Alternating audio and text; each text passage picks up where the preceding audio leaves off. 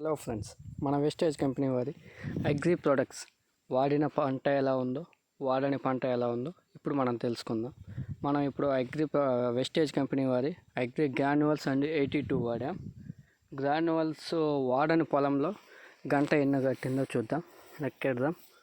1 2 3 4 5 6 7 8 9 10 11 ఉన్నాయి ఫ్రెండ్స్. అంటే agri products వాడని పంట ఇది.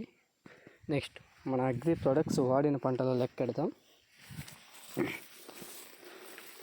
1 2 3 4 5 6 7 8 9 10 11 12 13